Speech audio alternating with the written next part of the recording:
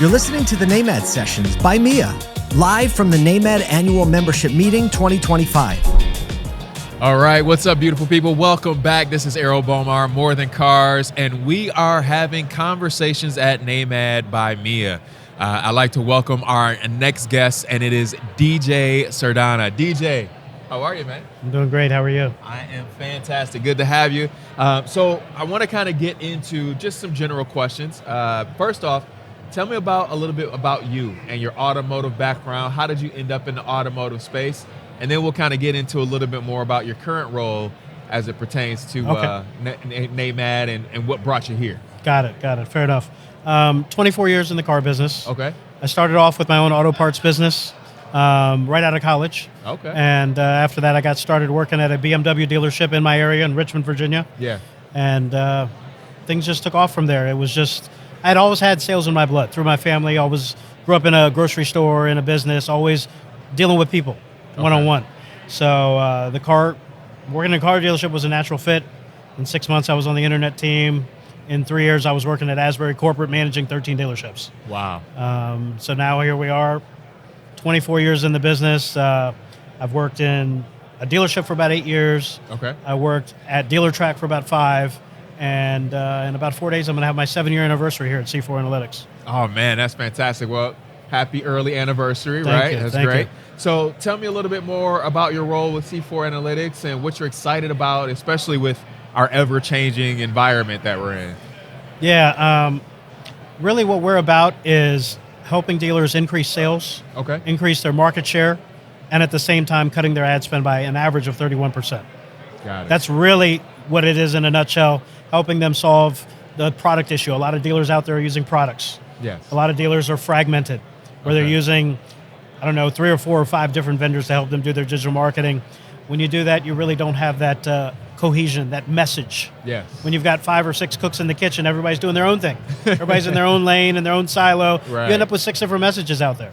Yeah. So it's really about having that one cohesive message, and that's our belief, by incorporating all the different pieces of digital marketing from one spot.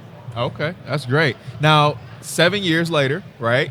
Yep. What's been some of the fulfilling times, or what are some highlights or things that you've seen that really kind of keep you excited? Because you said that with excitement. You're like four days away from 7 years. Yeah. So I can see it in your face. What are some of those things that you could think back on over these 7 years that have been like those kind of, banner moments, as they say?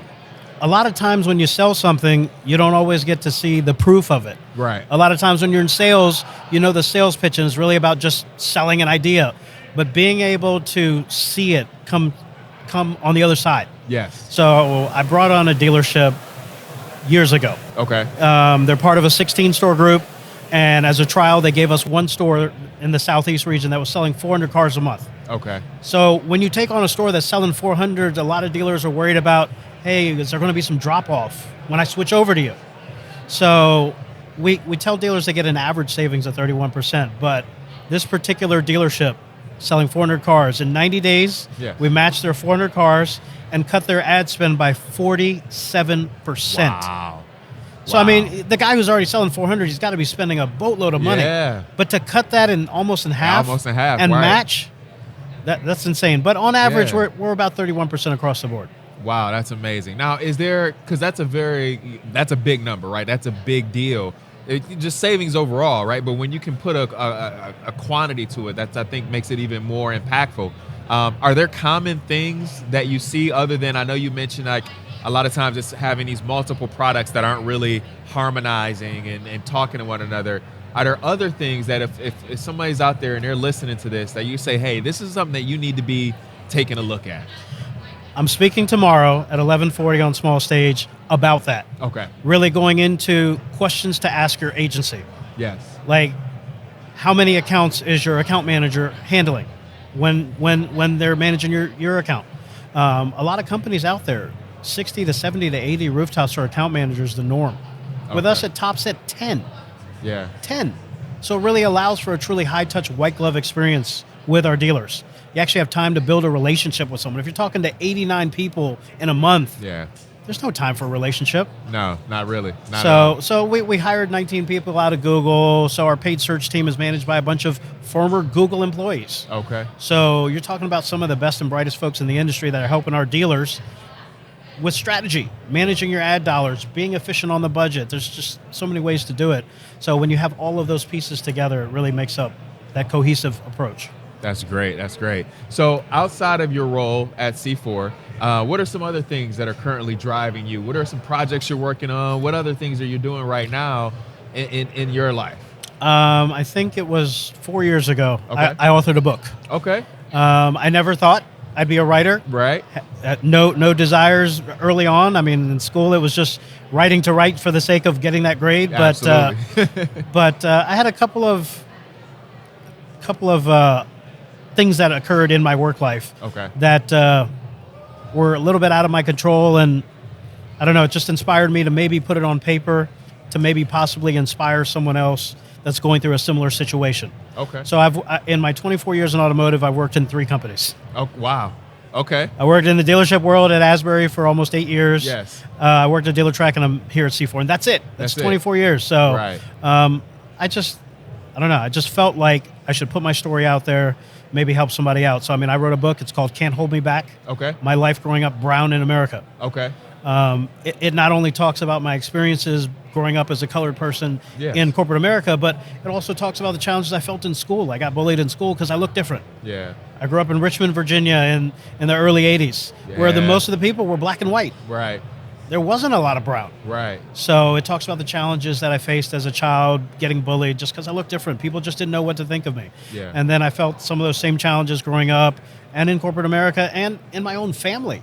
Okay. So, I mean, there's some challenges in there that I dealt with my family because things were different. Yeah. There were certain expectations. I'm Indian, so my family had certain expectations for me. You're Indian, you need to be this. You got to fit in this box, and Right. that's not how it happens. I mean, you're in America. Things happen. Yes, and there's always an opportunity of an opportunity of an opportunity. Because one thing that you can definitely, you learn is that if this isn't the thing, right, it just helps you kind of get to the thing that's going to be your thing, right? It might not be, this might not be it, but I have the opportunity to explore and then figure out, okay, no, this is what I need to be pursuing, right? Absolutely. So tell me a little bit more about 3 jobs, 24 years. That's a big accomplishment. What was it about? How did that work out? Like, was it intentional? Were you kind of like saying like, I'm going to dedicate my time to this and kind of get to this point, or how did that play out? Because it's a lot of job turnover right now. You bring up a huge point, and I mentioned that in my book. Yes. I'm not that hopper guy. Okay. I don't want my resume to say 3 months, 6 months, 8 months. Yeah. I've seen people with that where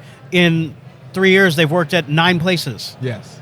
I'm always the guy of being that company man, being loyal to a company and growing roots. Okay. It's always been for me about really just digging in. Like, I look at every job as the place I want to go and I want to retire from. Yeah. When I was in the car dealership, I thought I was going to be there forever. Okay. But certain challenges that I was faced with led me to go outside of there. Yeah. When you put my back against the wall and you don't give me the right opportunities, yes, then I've got to go elsewhere. Right. And sometimes it's not always my choice to leave a place. Sometimes people have other plans for you, and God has other plans for you. So you just take it as it comes. But it's what got me here.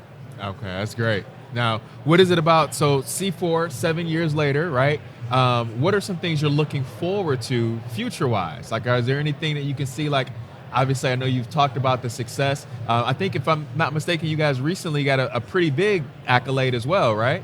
Yes.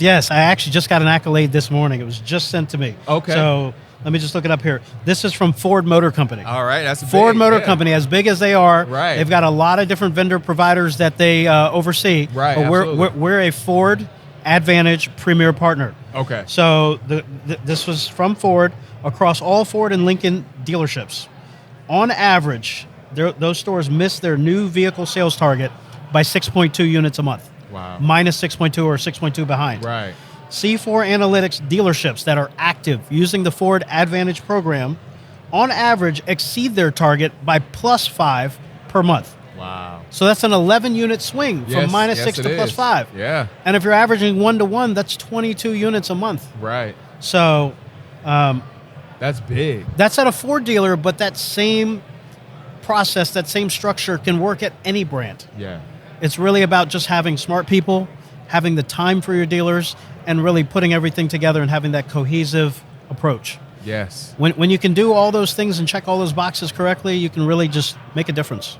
That's amazing. So let me ask you this: in your opinion, or from what you've seen, is it technology? Is it the people? Is it finding that right balance of both? Like, what is it that helps yield to going from that -6 to that +5 that we were talking about? It's all of it. Okay. It's all of it. There's no one silver bullet. Yeah. There's no one size fits all. With us, it's all about being custom. Okay. We don't have a cookie cutter templated approach. Everything is custom. Every dealership is different. Every market is different. We really go in and dig into a dealer's market, learn their market area, learn their demographic, look at similar audiences, and really fine tune and hone in on their. We give them a strategic plan, a strategic market plan. So really learning their market area. Everybody always asks me, DJ, how much should I spend? Well, there's no set budget. I can't just give you a budget. Every brand, every market, everything is different. So we customize every strategy for every dealer differently. Nice. We don't share ad copy from one dealer to the next, to the next, to the next. It's not cookie cutter. The cookie cutter companies will do a lot of copy and paste, and a lot of stuff is going to look similar. Right. With us, it's all custom. Okay. Every dealership, every brand, we customize the strategy separately. So do you find in doing that, because that's and I think you're absolutely correct in the fact that, what works here is not necessarily going to work across the street, right? Absolutely. It could be the same, just across the street, and there could be a difference based on flow of traffic or whatever anomalies that exist. But with having the strategy that's tailored to each individual dealership, are you finding that dealers are more able to readily adapt it and kind of implement that strategy? Or do you feel like does it take longer for the strategy to roll out because it's so custom and new to them? What we recommend for dealers is typically our first 30 days that we go in, all we're doing is cleaning up all of the stuff that they haven't touched in years. We go in and clean up the back end. So the first 30 days really happens in the background. Right, okay. So they'll keep whatever existing marketing they have in place for the first month while we clean up all of their Google presence, their social media, their tags on their website. We just clean up everything because our belief is when we start, we want to make sure you're firing on all cylinders. People are going to that website and they're having a good experience and they're converting. So by cleaning up front, then later on, once we kick off our first day of campaigns, it's seamless for the dealer. They should not feel any drop-off. Nice. And it's really about us in lockstep with our dealers being viewed as a partner. Right. So really helping them see the vision of where they want to get to, where they are today, where they want to get to, and then going through that journey with them. Yeah, and that's great. And so it sounds like let's say even if I'm a dealer with multiple storefronts, I'm going to get an individual kind of plan and approach for each one of those storefronts, not necessarily just like, hey. And that's something I'm going to talk about tomorrow as well, but every dealer that I talk to meets with their vendor once a month, if that. Okay. Usually the scheduled regimented call meeting is once a month. Hey, here's my specials, here's my this, these are my payments. Okay, great, we'll talk to you next month. Yeah. The problem there then is what happens in the middle of the month? What happens when you start running a campaign and it's not working? Right. We meet with all of our dealers weekly. Okay. Once a week for an hour minimum. Okay. The dealer tells us, hey, every Monday at 11 o'clock, I want to meet with you guys. Yeah. We send an agenda out that morning, and then we're having a conversation about marketing, sales, share, strategy, cost, Google Analytics, going through your OEM reports. We want to look at everything possible to really hone in on a strategy that works for that dealer. So everything is just totally different. That's great. And I think it's needed too, right? Because when you are implementing a new strategy, having someone that's there to support you as a support system weekly versus kind of like you mentioned that monthly, it allows you I talked to a dealer last week who literally said, DJ, they only call me when something breaks, or I call them when something breaks. Yeah. But then how is that even a strategy if you're not in tune with what's happening? Exactly. You got to be in tune with your strategy. So when we meet with our dealers, we ask them to get on the phone with us and tell us what they're seeing. Okay. We're in the background up in Boston or Chicago doing all of their analytics and getting everything in place, but we don't see what's happening on the ground. Right. So the dealer gets on with us and tells us, this is what I'm seeing. We're feeling results here, but we're not feeling it on this model. We need more help on this model. Yeah. We're meeting weekly. We can make adjustments. That's nice. maybe something's not working. We started a campaign and it's not generating the results we wanted. Hey, let's maybe pause that and maybe move those dollars somewhere else to a campaign that's working. Okay. So we can make changes because we're meeting more often. Having that ability to pivot is so important. It's a big deal. Absolutely. So I know you mentioned a couple times you're going to be talking on the stage tomorrow, correct? Yes. What time is that going to be taking 11:40 a.m. Small stage just behind you. Fantastic. And then what about if people want to find out more information on the book or get in contact with you? Let them know where they can find For you. the book, the easiest thing is djsardana.com, my name. Okay. djsardana.com. Okay. I have it set to forward straight to Amazon. It takes you straight there, and you can choose your preferred method of reading, Kindle, hardback, softback, whatever you like. Nice. Awesome. Now, is there any other books in the works? Any future projects? For years, I have been preparing a children's book, and I have not. I'm just at that stage where I need illustration. Okay. So once I get the illustrations done, I want to do a children's book to inspire young girls to be whatever they want to be. That's awesome. That's wonderful. Well, DJ, thanks for the time. Before we get out of here, any last things you want to say? Any kind of shout out or just information you want to drop? Any golden nuggets? We're at booth 200, C4 Analytics. Come by. Even if it's just a chat, even if it's just a meet. Everything doesn't have to be about a deal. For me, it's all relationship. Yeah. When you're in sales, relationship comes first. If you can build that relationship, build that trust, everything else comes natural after that. Come by, say hello, see me, reach out to me on LinkedIn, whatever. Social media.